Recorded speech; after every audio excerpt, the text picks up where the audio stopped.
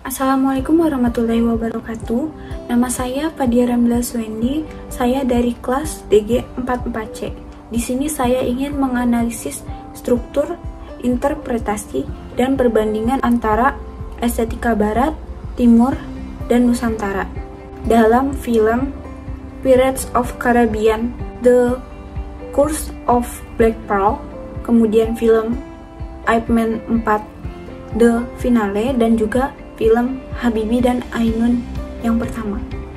Sebelum masuk ke dalam perbandingan antara estetika Timur, Barat, dan juga Nusantara, saya akan menjelaskan terlebih dahulu apa itu estetika Barat, Timur, dan juga Nusantara.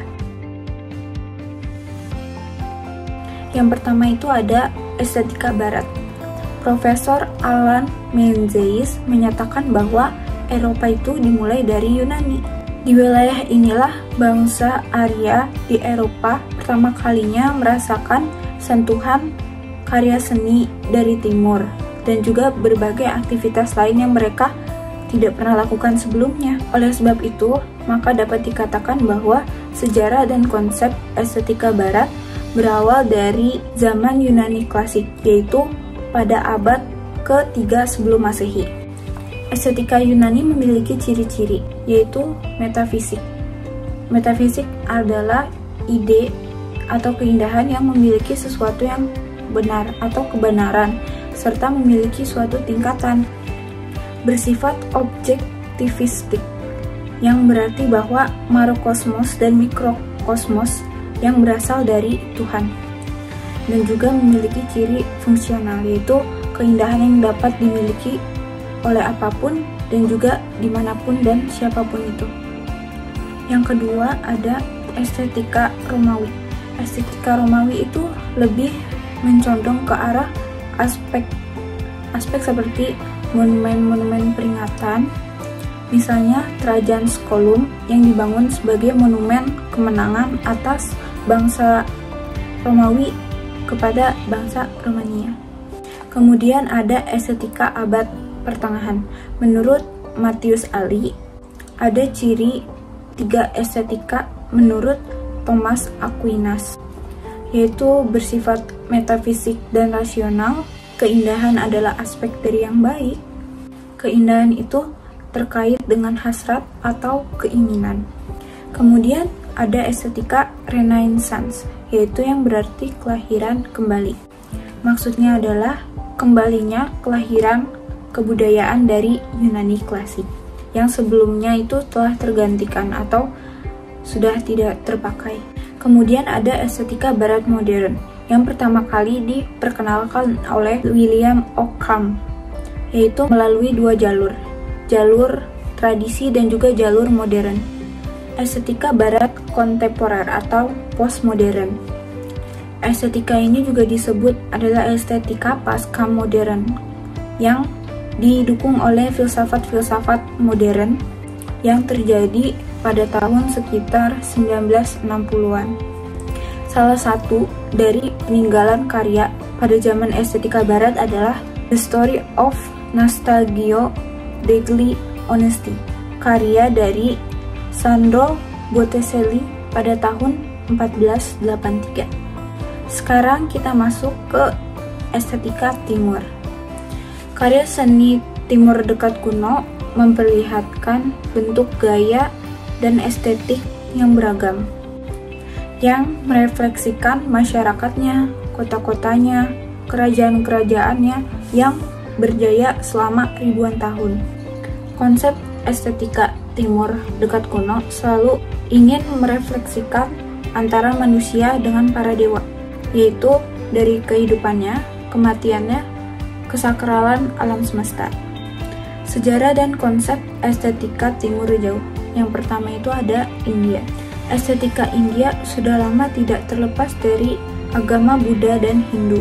Kedua agama tersebut mempercayai bahwa waktu terus akan berulang. Alam semesta diciptakan dan dihancurkan oleh penciptanya. Dan dunia itu tidak ada yang nyata, semuanya akan terulang. Perbuatan baik akan dibalas dengan kebaikan, dan sebaliknya, perbuatan jahat akan dibalas dengan kejahatan. Oleh sebab itu, agama ini terus mengajarkan untuk berbuat baik agar semuanya itu terlepas dari lingkar waktu atau biasa disebut moksha. Yang kedua ada Cina. Estetika Cina sangat dipengaruhi oleh Taoisme dan juga Buddhisme, terutama Zen Buddhisme. Selain itu, Lao Tse dan Konghucu adalah dua filsuf yang memberikan sumbangan besar terhadap Cina, terutama di dalam estetikanya. Yang ketiga, ada Jepang. Jepang sangat dipengaruhi oleh Zen Buddhisme yang berkembang di Jepang pada abad ke-12. Ada 6 ciri estetika dari Jepang, yaitu ketidakseimbangan atau imbalance. Kemudian ada asimetris, kemiskinan, wabi-sabi, dan juga kesederhanaan. Contoh peninggalan karya dari budaya estetika timur yaitu adalah sebuah lukisan yang berasal dari Cina yang memiliki judul The Qianlong Emperor in Ceremonial Armor yang berasal dari tahun 1758. Kemudian yang terakhir yaitu estetika Nusantara atau Indonesia. Yang pertama itu ada estetika zaman prasejarah. Pada masa ini sangat nampak bahwa kesenian itu berfungsi sakral dan juga profan. Yang sakral itu dikaitkan dengan ritual keagamaan, representasi simbolik dari para moyang, dan kekuatan-kekuatan alam yang dinilai suci, sakral, magis, goib, dan semacamnya. Yang kedua ada estetika zaman klasik. Estetika pada zaman ini sangat dipengaruhi oleh agama Hindu-Buddha. Pada masa ini lahirlah bentuk-bentuk kesenian yang akulturatif seperti seni bangunan atau arsitektur yang meliputi candi-candi, patung, arca, relief, prasasti, dan seni lukis. Dan juga ada seni pertunjukan seperti wayang, tari, dan juga seni sastra. Sekarang saya akan mulai menganalisis estetika barat dari film Pirates of the Caribbean, The Curse of Black Pearl. Alasan saya memilih film ini adalah saya sangat tertarik dengan latar belakang dan tempat dari syuting film ini, dan juga jalan ceritanya yang sangat bagus. Film yang digarap oleh Gore Verbinski ini memiliki cerita film yang berlangsung pada abad ke-18. Sedikit saya akan memberitahu sinopsis dari film Pirates of Caribbean The Curse of Black Pearl ini. Film ini menceritakan tentang petualangan seorang bajak laut yang bernama Jack Sparrow yang harus jatuh bangun bertahan hidup dengan segala masalah yang menghampirinya. Kisah berawal dari seorang gubernur yang bernama Weatherby Swan dan putrinya yang berusia 12 tahun, Elizabeth, yang berlayar menuju Port Royal, Jamaica. Kapal mereka kemudian bertabrakan dengan reruntuhan kapal di mana Will Turner muda terlihat masih hidup dan diselamatkan. Elizabeth kemudian menemukan dan langsung menyembunyikan sebuah medali emas yang dikenakan oleh Will karena takut Will akan dituduh sebagai seorang bajak laut. Jadi film ini itu termasuk ke dalam estetika barat yang berada di periode abad pertengahan, yaitu termasuk ke dalam estetika Rokoko yang berasal dari Paris pada awal abad ke-18. Diadopsi dari negara-negara lain terutama Jerman dan Austria. Rokoko ini mewakili reaksi kepada desain Istana Louis di Versailles dan seni barok resmi masa pemerintahannya. Kemudian juga film ini termasuk ke dalam estetika neoklasikisme dengan memiliki ciri kejelasan bentuk, warna-warna primer, ruang dangkal, dan juga garis horizontal yang kuat. Kemudian film ini juga dikategorikan masuk ke dalam estetika barat romantisme yang berkembang pada abad ke-18 dan abad ke-19 yang dengan cepat menyebar ke Eropa dan Amerika Serikat. Romantisme boleh disebut dengan reaksi terhadap revolusi industri yang terjadi selama periode waktu yang sama. Romantisme ini merayapkan imajinasi dan intuisi individu dalam pencarian abadi untuk hak dan kebebasan individu yang sesungguhnya. Baik, saya akan mulai menganalisis struktur dari salah satu scene di film ini.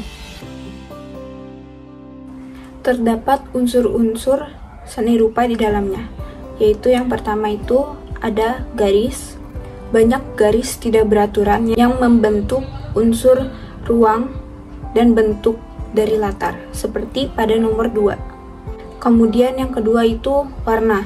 Warna pakaian yang digunakan merupakan warna primer seperti warna biru, kuning, merah, dan ditambah dengan warna hitam seperti pada nomor 1. Kemudian yang ketiga adalah bangun atau shape. Terdapat unsur bangun pada scene ini dengan latar belakang yang membentuk bangun ruang seperti pada nomor 2. Kemudian yang keempat itu adalah tekstur. Terlihat tekstur yang berada pada objek yang berjajar sehingga memudahkan untuk membedakan antara objek yang satu dengan objek yang lain seperti pada nomor 3. Kemudian yang terakhir itu ada unsur ruang dan waktu. Bisa dijelaskan dengan gaya pakaian dari objek atau manusia yang terdapat dalam scene ini, atau juga dengan latar belakang dari scene ini, yaitu berasal dari abad pertengahan, seperti pada nomor 4. Kemudian juga terdapat asas dan prinsip desain dari scene ini. Yang pertama itu ada harmoni. Latar dan objek seperti pada scene ini memiliki atribut dan pakaian yang sangatlah serasi, seperti pada nomor 2 dan 4. Kemudian yang kedua itu adalah kontras.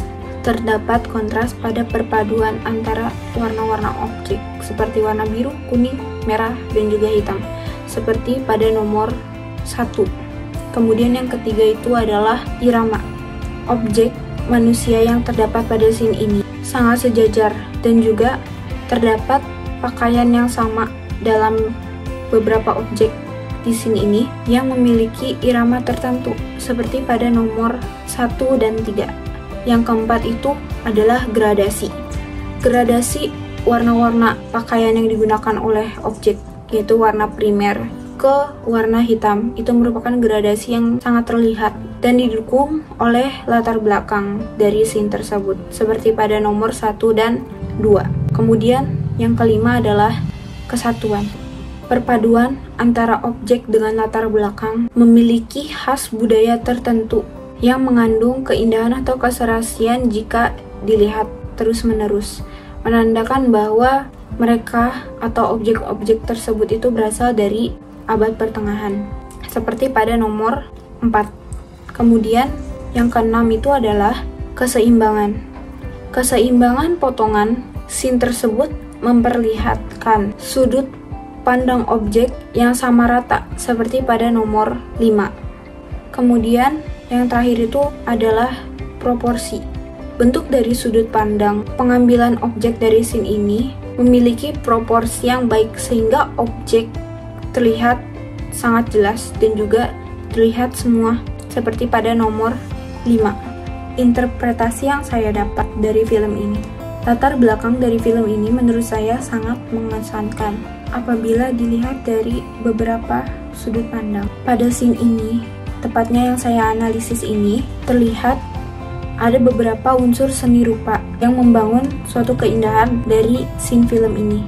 Dengan menonton film ini, saya merasa menjelaskan sesuatu yang terjadi pada zaman tersebut dan juga menjelaskan apa aja yang berada pada zaman tersebut dan juga memberikan visual yang baik kepada penonton. Dengan kata lain, dengan melihat potongan-potongan dari scene film ini langsung bisa menjelaskan berasal dari mana latar belakang dari film ini, seperti abad pertengahan ini.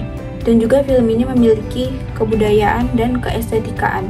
Sekarang saya akan mulai menganalisis estetika budaya timur, yaitu dalam film Ip Man yang keempat, The Finale. Alasan saya memilih film ini adalah yang pertama itu karena saya menonton film ini di bioskop. Saya tertarik dengan film ini untuk saya analisis karena saya melihat latar belakang dari film ini itu sangat amat cocok untuk saya analisis dengan tema estetika timur. Sebelumnya saya akan menceritakan sedikit dulu sinopsis dari film Ip Man ini. Ip Man adalah sebuah film drama action yang berasal dari negeri tirai bambu atau negeri Cina yang diadopsi dari biografi seni bela diri yang bernama Wing Chun. Film ini disutradari oleh Wilson Yip dan tokoh Ip Man-nya sendiri yaitu Donnie Yen. Guru besar Ip Man adalah seorang praktisi seni ilmu bela diri dari Cina yang mengajarkan Wing Chun secara terbuka. Kemudian ia memiliki beberapa murid yang kemudian menjadi guru bela diri independen. Di antaranya itu adalah Kwok Fu, Lun Kai, Ip Chun, Ip Ching, Leung Seung, dan juga Bruce Lee. Film ini juga menceritakan tentang seorang guru seni bela diri yang berasal dari Foshan, Cina pada tahun 1930-an. Film ini termasuk ke dalam budaya estetika timur dalam periode Tao dan Buddha di Tiongkok. Taoisme, salah satu aliran filsafat paling berpengaruh dalam budaya Tiongkok, menghargai kejelasan dan kesederhanaan. Karena itu, keindahan disimbolkan dengan warna primer hitam dan putih, yaitu warna seragam yang dipakai oleh tokoh Ip Man dalam film ini. Bunga teratai tanpa hiasan di dalam air, atau langit elok setelah hujan. Dengan gaya yang mewah atau royal art juga ada dipengaruhi oleh Konghucu yang sangat menghargai hierarki dan etiket yang indah. Warna dan pola-pola yang kompleks dan dekoratif menjadi elemen penting yang mewakili status sosial seseorang. Media seninya itu rata-rata barang-barang yang bernilai seperti emas, permata, sulaman sutra yang indah, liontin, giok yang mewah, dan lain sebagainya. Analisis struktur dari salah satu scene di film Ip Man 4 ini. Pada scene ini terlihat memiliki banyak unsur dari seni rupa. Yang pertama itu ada garis. Terlihat dari latar belakang pada scene ini mempunyai garis yang tidak beraturan seperti pada nomor 2. Kemudian yang kedua itu ada warna. Terdapat kekhasan dari warna negara Cina ini, yaitu warna merah, seperti pada nomor 1. Yang ketiga itu ada bangun atau shape. Terlihat dari latar belakang scene ini mempunyai garis tidak beraturan sehingga membentuk beberapa bangunan, seperti ada rumah di belakangnya, ada toko-toko seperti pada nomor 2. Kemudian yang keempat itu adalah tekstur. Tekstur semu halus yang terlihat pada scene ini, seperti pada nomor 4. Dan yang terakhir itu ada ruang dan waktu.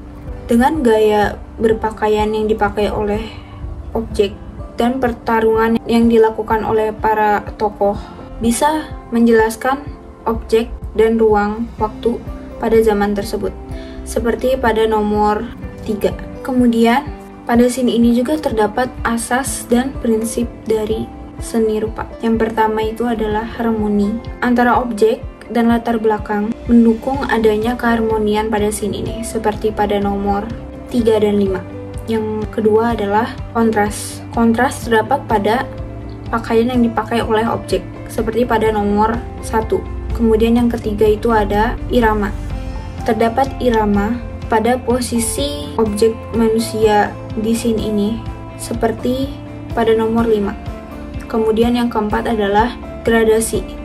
Gradasi warna gelap ke terang atau terang ke gelap, seperti warna putih ke hitam atau hitam ke putih, seperti pada nomor 6. Kemudian yang kelima itu adalah kesatuan. Perpaduan antara objek dan latar memiliki khas budaya yang tertentu, mengandung keindahan jika dilihat dengan seksama, seperti pada nomor 5, 3, dan 1. Kemudian ada keseimbangan. Keseimbangan antara objek penonton dengan objek yang bertarung itu sangat baik, jadi penonton dapat menyaksikan sudut pandang dengan jelas antara si penarung dengan si penonton, seperti pada nomor 2, 3, dan 5. Kemudian ada proporsi, yaitu bentuk dari sudut pandang yang diambil. Objek memiliki proporsi yang sangat baik, terutama sudut pandangnya, seperti pada nomor 5 dan 3. Kemudian yang terakhir itu adalah kesederhanaan. Hanya memiliki 3 warna yang dominan pada scene ini, seperti pada nomor 1. Interpretasi yang saya miliki dalam film ini, yaitu adalah pada film ini, penataan atau sudut pandang objek itu sangatlah baik, sehingga penonton bisa menikmati aksi laga dari tokoh dan juga ikut tegang dalam nonton film ini. Makna film ini terlihat dari latar dan kegiatan dari objek. Kemudian latar belakang yang khas berada di negeri Cina. Dengan memiliki unsur dan prinsip dari seni rupa, maka bisa dikatakan film ini mengandung keestetikaan yang menggambarkan negara Cina pada zamannya ini. Menurut saya, film ini sangat cocok untuk saya analisis dalam estetika timur ini. Dan sekarang yang terakhir, saya akan memulai menganalisis estetika budaya Nusantara dari film Habibie dan Ainun. Alasan saya memilih film ini untuk saya analisis adalah karena saya sangat tertarik dengan kehidupan asli dari almarhum Bapak B.J. Habibie ini. Beliau adalah orang yang sangat berjasa bagi Nusantara. Habibie dan Ainun ini adalah film drama biopik Indonesia yang disutradarai oleh Fauzan Rizal, dirilis pada tanggal 20 Desember pada tahun 2012. Film ini dibintangi oleh Reza Rahardian dan juga Bunga Citra Lestari. Film ini diangkat dari memoir berjudul sama yang ditulis Habibie mengenai kisah hidupnya bersama istrinya, yaitu Ainun. Film ini termasuk ke dalam estetika Nusantara pada periode pasca kemerdekaan dan kontemporer. Berlatar belakang sejak tahun 1953, pada masa ini pemerintah Jepang membentuk beberapa organisasi propaganda sebagai upaya untuk melanggengkan kolonialisasinya. Organisasi-organisasi tersebut ada di dalam berbagai ranah kehidupan, termasuk seni. Organisasi yang menghimpun para seniman Indonesia pada saat itu adalah Keiming Bunka Sidoso atau Institut Pemandu Pendidikan dan Budaya Rakyat atau disebut juga Pusat Kebudayaan. Baik, saya akan mulai menganalisis struktur dari film Habibie dan Ainun ini. Film ini memiliki beberapa unsur seni rupa. Yang pertama itu adalah garis. Terdapat garis non-formal membentuk objek di dalam scene ini, seperti pada nomor 5. Kemudian yang kedua adalah warna. Banyak warna yang terdapat pada scene ini, seperti warna hitam, biru, putih, kuning, dan merah muda, melambangkan kekayaan adat Nusantara, seperti pada nomor 1. Kemudian yang ketiga adalah bangun atau shape, memiliki garis yang tak beraturan, sehingga membentuk beberapa bagian objek atau bangunan, seperti pada nomor 5. Kemudian yang keempat itu adalah tekstur. Tekstur yang kasar terlihat pada scene ini, seperti pada nomor 2. Kemudian yang terakhir itu adalah unsur ruang dan waktu. Terlihat ruang dan waktu pada scene ini menunjukkan adat Nusantara itu yang masih sangat amat kental, seperti pada nomor 6. Terdapat juga asas dan prinsip dari seni rupa. Yang pertama itu adalah harmoni, keselarasan antara pakaian objek dan set adat yang digunakan dalam pernikahan di scene ini, seperti pada nomor 3 dan 6. Kemudian yang kedua adalah kontras. Kontras yang terlihat pada scene ini terletak pada pakaian yang dikenakan oleh objek, seperti pada nomor 4. Kemudian yang ketiga adalah irama. Terdapat irama kepada tokoh pengantin yang berada di tengah-tengah sudut pandang, seperti pada nomor 6. Kemudian yang keempat adalah gradasi. Terdapat beberapa gradasi warna gelap ke terang pada latar belakang objek, seperti nomor 5. Kemudian yang kelima adalah kesatuan. Perpaduan antara objek dengan latar belakang dan juga baju adat Nusantara yang dikenakan oleh pengantin sangat cocok dan menyatu, seperti pada nomor 3 dan 4. Kemudian yang keenam adalah keseimbangan. Keseimbangan yang tercipta pada scene ini terlihat penataan objek yang sesuai dengan sudut pandang penonton, seperti pada nomor 6. Kemudian yang ketujuh adalah proporsi. Penyesuaian penataan objek, manusia di sini menciptakan proporsi yang sangat baik, seperti pada nomor 5. Interpretasi yang saya dapati setelah menganalisis film Habibie dan Ainun ini adalah, saya merasa film ini itu sangat memperkenalkan si tokoh dan juga memperkenalkan budaya Indonesia kepada penonton.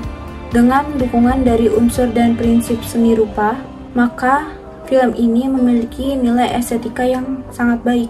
Saya sangat merasa film ini memiliki ciri khas adat kebudayaan Indonesia atau Nusantara yang digunakan pada pernikahan si tokoh tersebut. Warna set yang digunakan juga sangat cocok untuk menjelaskan latar belakang dan waktu yang sedang terjadi pada zaman tersebut. Oke, di sini saya akan menjelaskan perbandingan dari estetika Barat, Timur, Nusantara dalam film Pirates of Caribbean, The Curse of the Black Pearl, Ip Man 4, The Finale, dan juga film Habibie dan Ainun. Persamaan dari estetika Barat dan Timur. Yang pertama, sama-sama memiliki baju adatnya tersendiri. Kemudian yang kedua itu ada beberapa penerapan warna yang sama. Kemudian ada beberapa tokoh manusia yang memakai pakaian yang sama. Kemudian perbedaannya itu adalah latar tempat yang berbeda, pemilihan tokoh yang berbeda, dan juga terdapat kebebasan pada budaya Barat. Kemudian persamaan dari budaya Barat dan budaya Nusantara. Yang pertama itu sama-sama memiliki banyak warna. Kemudian yang kedua itu ada sama-sama mempunyai tradisi tertentu atau tradisi lisan. Dan yang ketiga itu adalah sama-sama mengandalkan generasi muda. Perbedaannya itu komposisi latar belakang yang berbeda, gaya dan waktu yang berbeda, dan juga terdapat unsur yang berbeda. Persamaan budaya Timur dan Nusantara. Yang pertama itu adalah sama-sama memiliki ciri-ciri adatnya tersendiri, kemudian adat istiadat yang dipegang teguh. Yang ketiga adalah penghargaan dan sikap hormat kepada orang yang lebih tua. Perbedaannya adalah warna yang berbeda atau pemilihan warna yang berbeda, kemudian ada gaya hidup yang berbeda, dan yang terakhir perayaan atau pesta yang berbeda. Sekian dari perbedaan dan persamaan ketiga estetika tersebut. Sekarang kita sampai kepada kesimpulan. Ketiga film ini memiliki nilai estetika dan juga prinsip dan asas-asas dari seni rupa. Terdapat juga keindahan dan struktur estetika di dalamnya, sehingga film ini dapat dinikmati dan juga diakui keindahannya. Penonton dapat menikmati adegan atau scene per scene dari masing-masing film ini dengan sangat puas. Beberapa budaya yang berbeda juga dapat memberi identitas dari negara tersebut atau dari latar belakang film tersebut. Terdapat juga persamaan dan perbedaan yang signifikan dari ketiga film tersebut. Masa perkembangan estetika dari masa ke masa akan terus berkembang sampai kepada estetika Nusantara yang seperti estetika timur lainnya kurang lebih memiliki persamaan yang cukup besar. Dengan kata lain, estetika akan jalan dan terus berkembang sepanjang waktu. Setiap daerah atau negara itu memiliki budaya dan ciri khasnya tersendiri yang dapat mengidentifikasi negara itu sendiri. Oleh karena itu, apa salahnya jika kita mempelajari kekhasan dan budaya dari berbagai macam negara tersebut untuk memperluas wawasan kita. Negara kita sendiri mempunyai banyak sekali budaya dan ciri khasnya yang sangat amat beraneka ragam. Tak lupa juga kita harus mengenal budaya dari Nusantara atau budaya negara kita sendiri sebagai tanda rasa cinta tanah air. Sekian presentasi dan juga analisis dari saya. Kurang lebihnya mohon maaf. Wabillahi taufiq wal hidayah. Wassalamualaikum warahmatullahi wabarakatuh.